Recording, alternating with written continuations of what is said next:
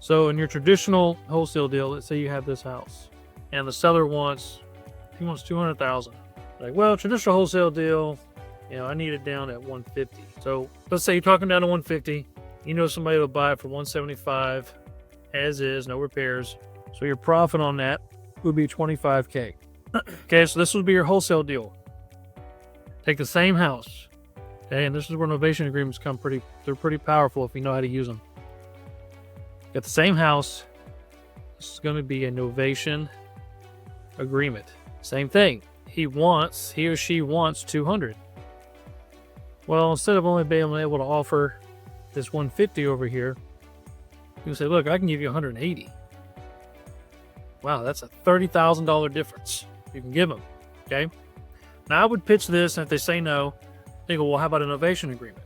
So let's say the house needs 10 grand in work. Needs some floors, maybe some paint, maybe the kitchen needs a little bit of updating. Whatever. So let's say it's going to take 10 grand. So you say, look, Mr. Seller, I'll give you 180. But I'm going to have to put 10,000 of my own money into this to make it worth a little bit more than the 180 so I can make a profit. I don't want to lose money, right? I'm buying this house to make a profit. Then you're going to sell it. Put it on the market with a realtor, or if you know a hand buyer that's a buy and hold person that will take it as long as it's going to be cash flowing right out the gate, and it sells for $225.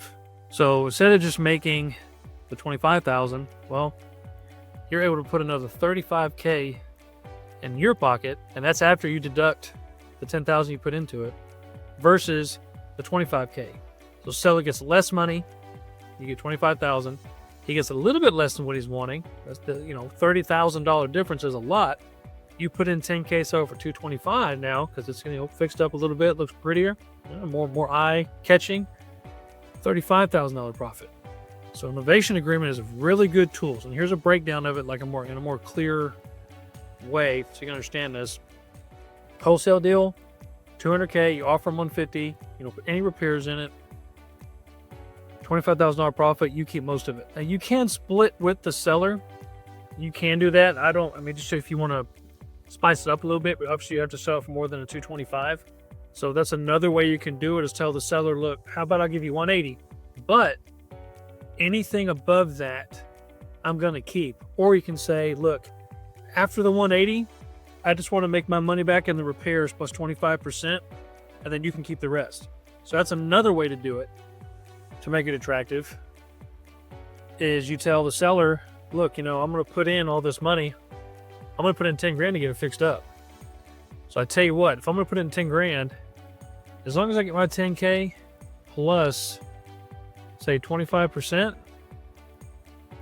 you can keep the rest above that mark right there. So after I get my 10K back plus 25% on my 10K, you can keep the rest. Now, this would be a third option for me.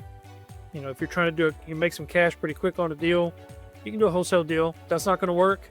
Okay, you can do a novation agreement. Not quite there. Then we do a novation agreement, but add on a percentage of the profit at the end. But I don't do that unless I absolutely have to. It's just it's not that it's a headache, but you're trying to make as much profit as you can. This novation agreement stuff is dangerous in a good way, because you can give the seller an extra 30 grand and you can make an extra 10,000. So again, traditional wholesale deal, he wants 200. Hey, I need you to come down 50,000 and I'm only gonna give you 150. I know somebody that'll buy it 175, profit 25. Seller says, no, I can't go that low. Okay, well, how about 180? Ooh, you just came up $30,000. Okay, I like that. But I've got to fix it up first, then I can sell it. And I don't want to keep it on the market for a long time. I want to get my money out of this as soon as possible. So that's always a plus, or, a way to negotiate with the seller. When I go, well, how long it's going to take? You say, well, I don't know exactly how long it's going to take, but I can tell you if I put 10 grand into a property, I don't want to be sitting around to wait to get it back. I'm going to be selling it as fast as I can.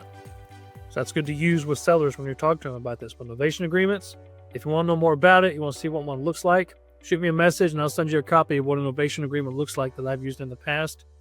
Like I said, I'm more than happy to help you walk through that.